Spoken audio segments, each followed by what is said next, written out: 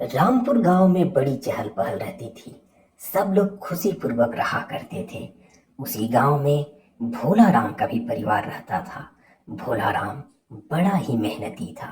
वह अपने खेतों से जो अनाज निकलता उसी से अपना घर चलाता था और कुछ गांव वालों को वो अनाज बेच देता, जिससे उसको कुछ पैसे मिल जाते थे और उसका परिवार उसमें ही बहुत खुश रहा करता था। उसी गांव के बाजार में एक लालची सेठ भी रहा करता था, जिसका नाम धनिक चंद था। वो गांव वालों को हमेशा कुछ न कुछ लालच देके उनकी जमीनों को हड़पने में लगा रहता था। अरे सुनती हो, अब हमें अपने बिटिया की शादी की तैयारी शुरू कर देनी चाहिए और कोई एक अच्छा सा लड़का देख के हम अपनी बिटिया की शादी कर देंगे। हाँ, आप सही बोल रहे हैं। सुनिए ना, सोना बहुत महंगा हो रहा है। क्यों नहीं नजदीक वाले सेठ जी से अभी ही बात कर लेते हैं। ठीक बोल रही हो, कल ही जाता हूँ सेठ जी के पास। अरे भाई, ये किसकी फसल है? ये तो सोना की तरह है। कौन है इसका मालिक? अरे सेठ जी, ये भोलू राम का है। अरे सोने वाली जमीन है इसकी, सोने वाली। सुबह भोला सेठ धनिक चंद की दुकान पे जाता है। सेठ धनिक चंद तो इसी मौके की तलाश में था और वह भोला राम का कितने दिनों से इंतजार कर रहा था। अरे आओ आओ भोला भाई, और बताओ कैसे आना हुआ। सेठ, आप तो जानते हो, एक ही बेटी है मेरी। उसी के शादी की तैयारी में लगा हूँ। सोच रहा हूँ अभी सोना का भाव ठीक है तो आपके यहाँ बात कर लूँ। बहुत अच्छा सोच रहे हो भोला।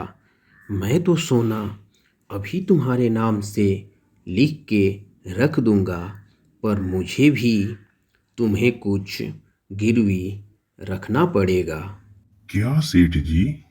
अरे भोलू, वो रोड वाली ज़मीन का पेपर रख दो मेरे पास।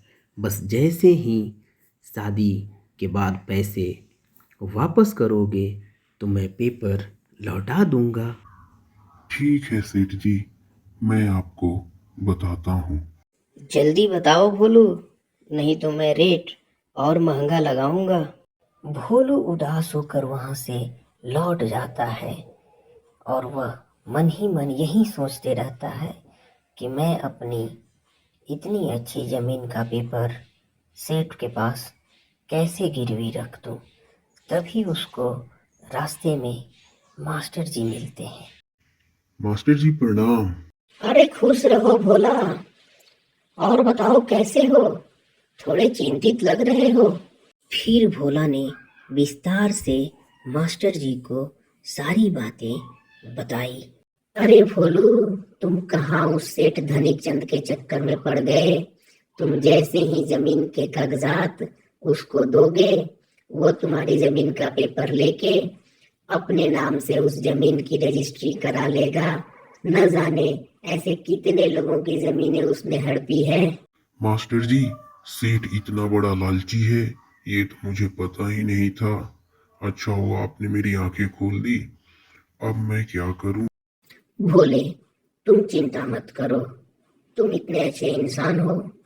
तुमने कितनी बार मुझे अनाज की बोरियां ऐसे ही पहुंचाई है और पैसे बहुत बाद में लिए हो। मैं तुम्हारी बिटिया की शादी के लिए जो भी खर्चे होंगे मैं दूंगा। तुम मुझे जब पैसे होंगे लौटा देना। मास्टर जी, आपकी मदद के लिए बहुत बहुत धन्यवाद। अब मैं कभी इस लालची सेठ के चक्कर में नहीं पड़ूंगा और मेरे पास जितने ही पैसे रहेंगे बस उसी के ही गहने उस समय मैं बनवाऊंगा। प्रणाम मास्टर जी। अरे अब क्या करूं? आदर्शवादी मास्टर ने मेरे सारे प्लान पर पानी फेर दिया। ओफ। और भी रोचक कहानियों के लिए इस चैनल को लाइक, शेयर और सब्सक्राइब जरूर करें। नमस्कार।